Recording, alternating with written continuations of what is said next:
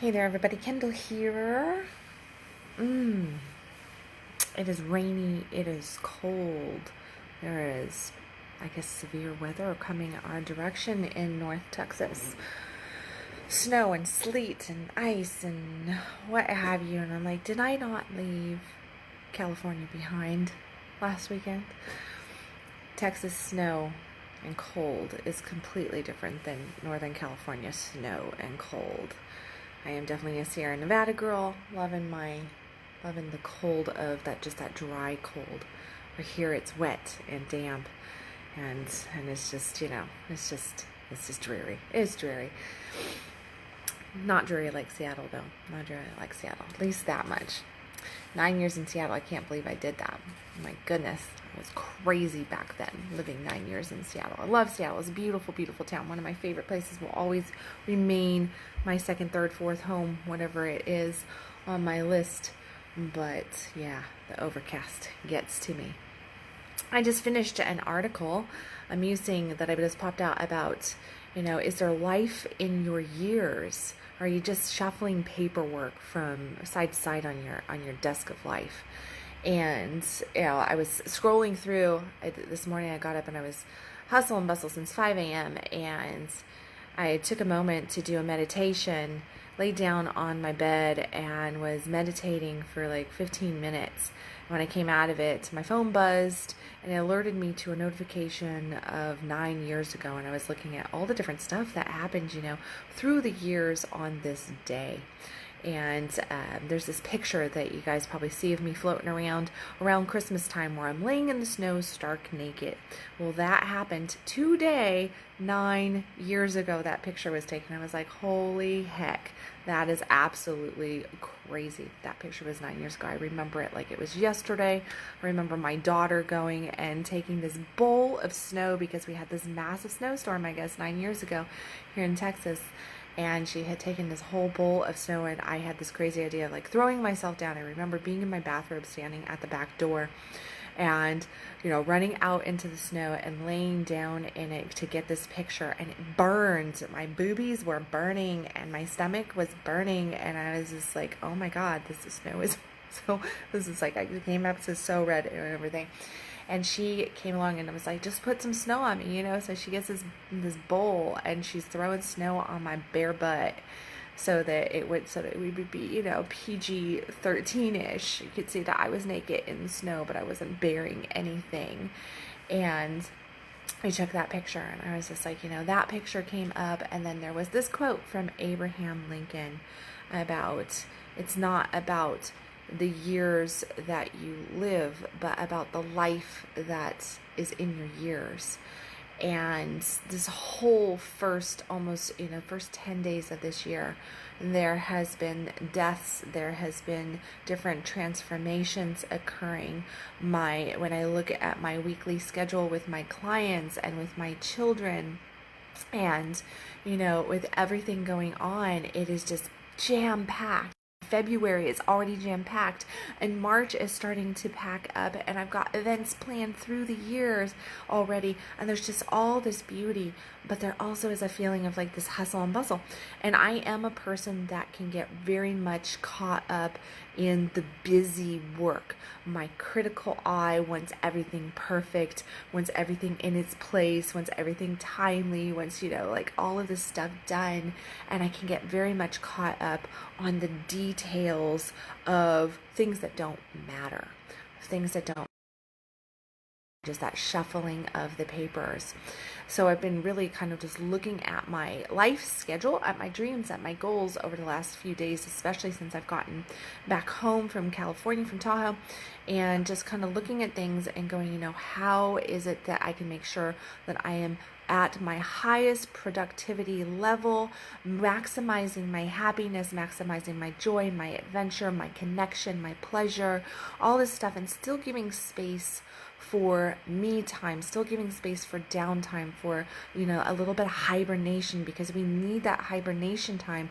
Because if we keep our minds active consistently at a high level, and we keep our bodies active consistently at a high level, and we don't disperse the energy that we are pulling in, so we're not grounding properly, which is what I refer to as hibernation time, a grounding period where we can just disperse everything and let the energies that we've been rocking around with move through us and clear out properly, then guess what? We end up taking on illness. We open ourselves up to being a channel to different negative sources. We can get tapped into negative thinking, negative emotions. Our physical body will crash on us, all this different stuff. And then we end up what? We end up in chaos. We end up in chaos.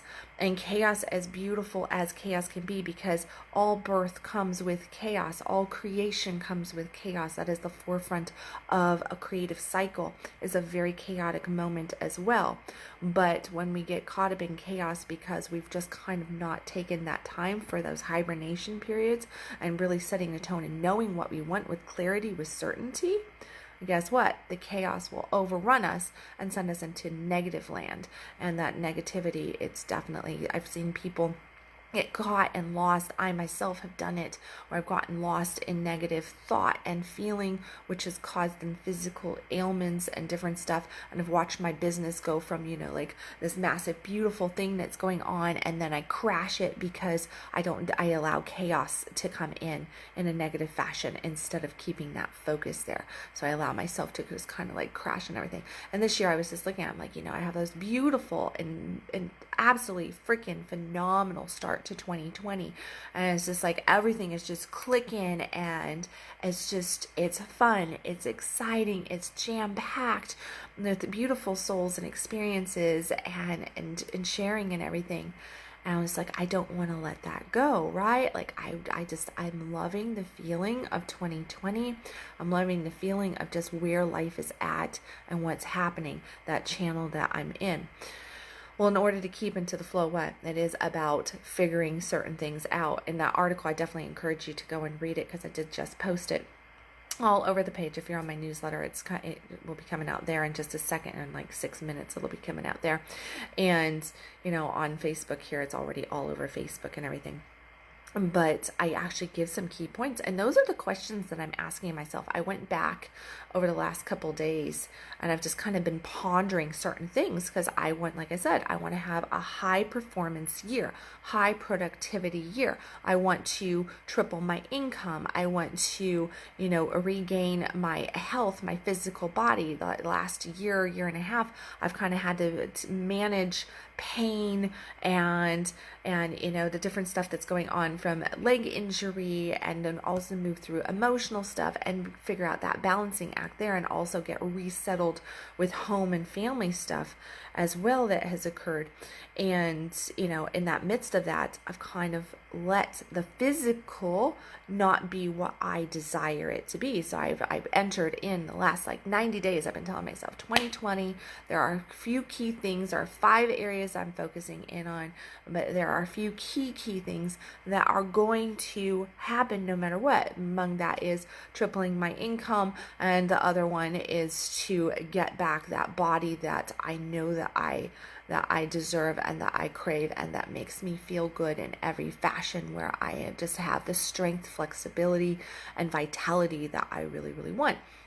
So as I move into those phases, it's important to really focus in on key ingredients.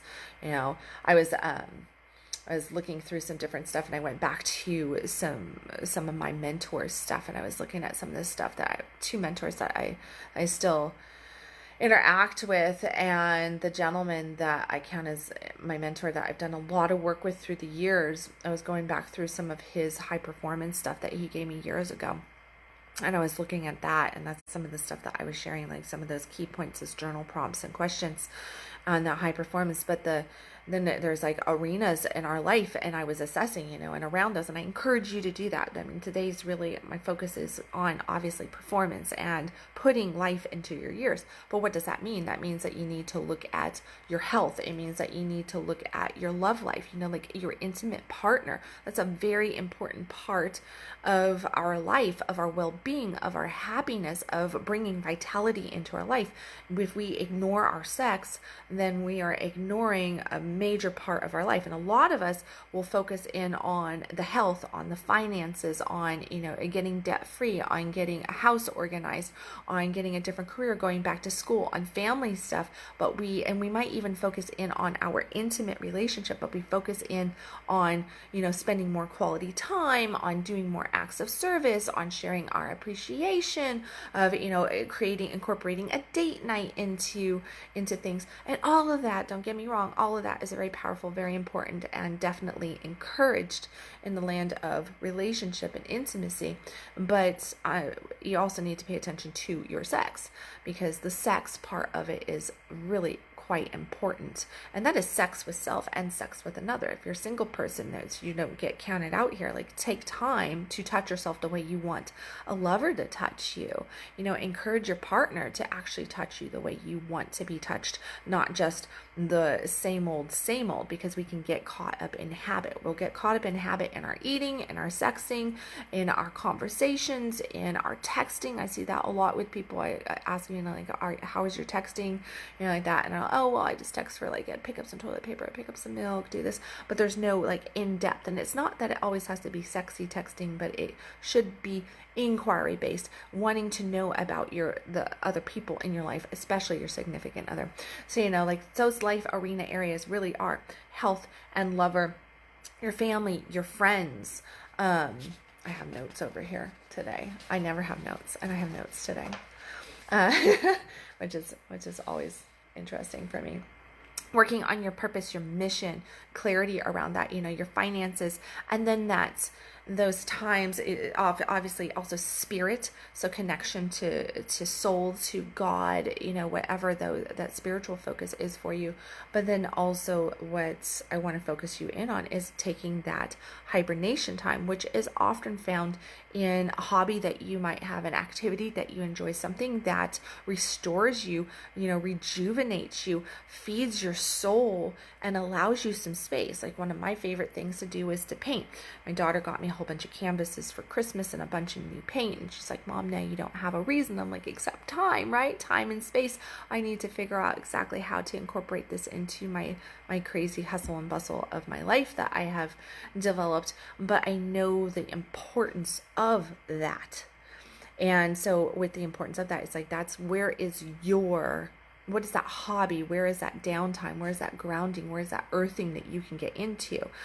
Taking a walk once a day or a couple times a week, going in, on the weekends, maybe going out and doing something that is just a little bit more feeding to the soul, that does not require you to be interactive with your finances, with your work, with, even with your family or stuff, but take that private time. I've talked a lot about in the past, a couple of weeks ago, I was talking about, traveling alone and doing things alone locally and abroad, and how powerful that is in getting to know yourself and fulfilling yourself and feeding yourself.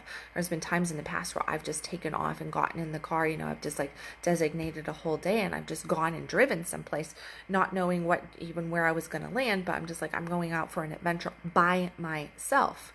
I'm going to just go take myself out on a day date, on a day trip, and explore and enjoy. And just, even at one time I drove all the way into Oklahoma. I drove 3 hours and sat at a coffee shop and wrote an article in Oklahoma and then drove home. and it was just this experience, because I put myself in a different space, in a different spot around new people, just to experience that and see what would come up inside myself. And those are very earthing times. Those are those times that we ground. Those are those times that we feed ourselves, that we learn about ourselves, that we really connect, and we allow everybody else's energy that we take on, because we are energetic beings. We take on all of this different stuff in our life. So sometimes it's really just important to get the heck out of our house, out of the spaces that we're used to, that we are common ground for us, and move ourselves into new spaces so that we can completely disperse all that old lingering shit that we bring into our lives. I encourage you to do that. I don't even remember what the heck I titled this conscious coffee now, something with rainy day, but it is, on this rainy day, as I sit here and I'm looking at all the different things that are going on, I'm like, what are the most important things to do? And, it comes down to just really self-care, and as well as, having that clarity around what are your dreams, what are your desires. So I ask you today, to go back and I'll add into the comment section a link to the article on my website and that I wrote today. And, please leave your comments on that article on my website. Just, what are those questions? I pose different focal points on there, and I want you to respond and say, what did these prompts bring up for you? What was the awakening of that? Because those prompts that I list in that article today is really they should be helping you to gain the clarity, to gain the focus, to understand where you're stepping back, where you're leaning in. How are you not saying yes to yourself? Because if you really want to make 2020 an amazing fuck yes year, and you want to call into life and claim everything that you feel called to, you've got to stop just giving things lip service, and you've got to actually take action on it. And those steps that I give in that musing is definitely some of that. I would say, if you do nothing else this year, at least read those steps in that article so that you can answer those questions legitimately and multiple times throughout the year. Come back to them. It's not a one time you're done type thing. You need to actually want to go and consistently grow. And as we grow, as we transform, that is that rebirthing process. And as we rebirth ourselves, guess what? We need to re-answer. We need to do the inquiry with ourselves consistently, because we change. And as we change, as we expand, as we grow, gain more clarity on who we are and what our desires are, we need to readdress those key focus points. So I do encourage you can see the link in the comment section there for that article, to go in and explore those prompts and really dig deep into that.